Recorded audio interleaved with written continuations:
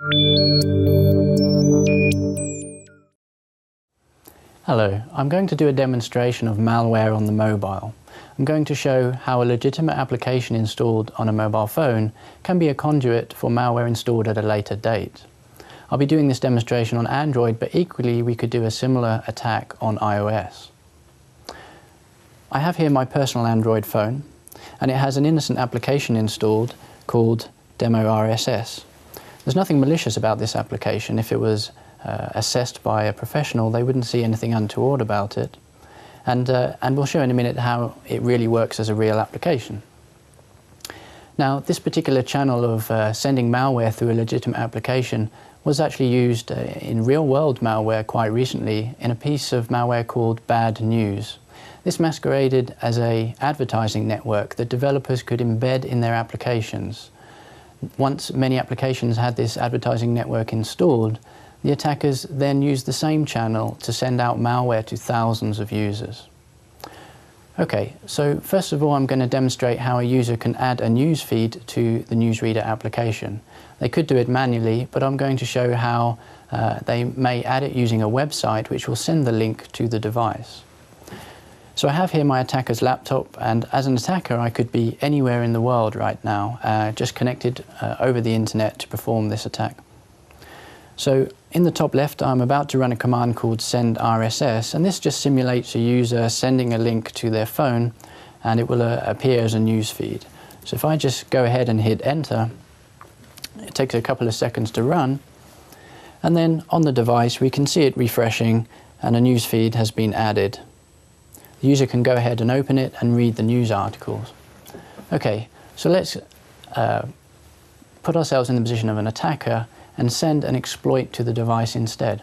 Now, the attacker can wait for an exploit to be developed for the device. Exploits are developed all the time for both iOS and Android. So many users could have this real application installed while the attacker waits for an appropriate exploit to become available and then use that to send their malware over to the device. Okay, so on my attacker's laptop I'm going to run a similar command called send exploit. I hit enter and it will send a message to the legitimate application, and on the bottom left we see I'm running a web server which is hosting the exploit, and the mobile device has just requested the exploit code to be downloaded and executed. Meanwhile, back on the mobile device we see the malware has now appeared, and for purposes of demonstration we've made sure that the malware is visible so that you can see it, but in real life this would actually be hidden to the user. So I'm going to go ahead and click connect and then hide the application as a real user would not see it. On my attacker's laptop in the top right I have an application called AndroRat Project. Now, this was a piece of malware proof of concept developed by some French students as a college project. The source code is freely available and downloadable from the internet, so anybody can take this code and adapt it. So we see that my device is connected and I'm based in the UK. And if I go ahead and open this, it provides us with some basic details about the device, such as a serial number. Now, what we're interested in is what kind of data can we get from the phone. What kind of data can we exfiltrate, and the kind of attacks that we can perpetrate as an attacker. First of all, there's a file listing. We can view and read all the files on the memory card inside the mobile phone. Now, this is important because attachments, say for corporate email that contain sensitive documents, when they are opened on the phone, they are often saved to the memory card. So as an attacker, we can go ahead and retrieve those files off the memory card and potentially view confidential and sensitive information. As well, of course, we can also take pictures and other files and backup files that they may have saved. Okay, so we can also list contacts on the device. Now, while that's interesting in itself, we can also use this functionality to perpetrate a further attack of social engineering. So here's my boss. And what I can do is I can send him a text message, and it will use the device itself to send the text message.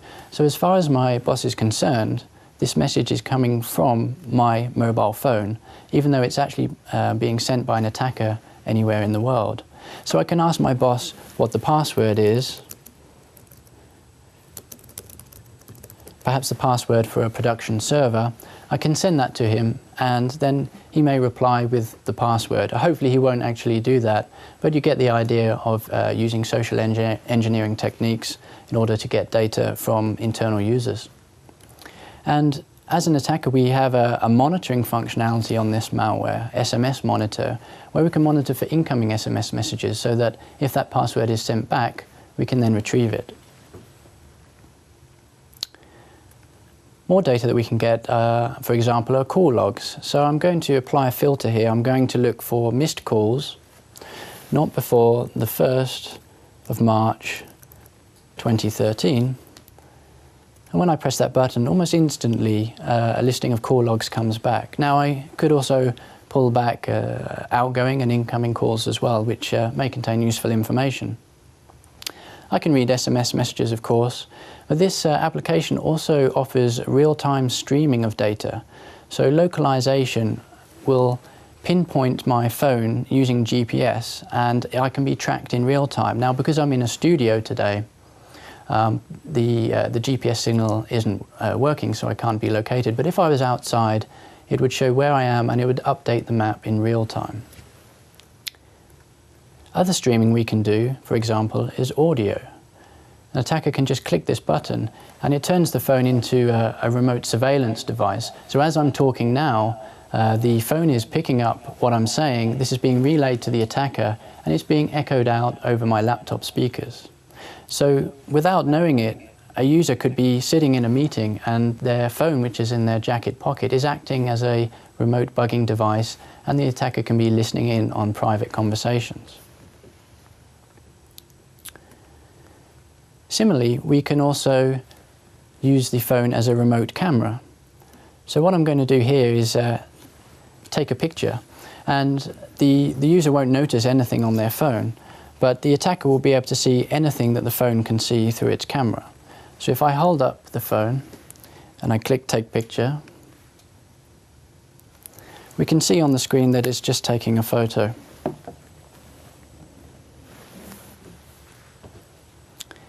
Now, while retrieving and exfiltrating this data is interesting in itself, we can actually elevate this attack to something even more serious.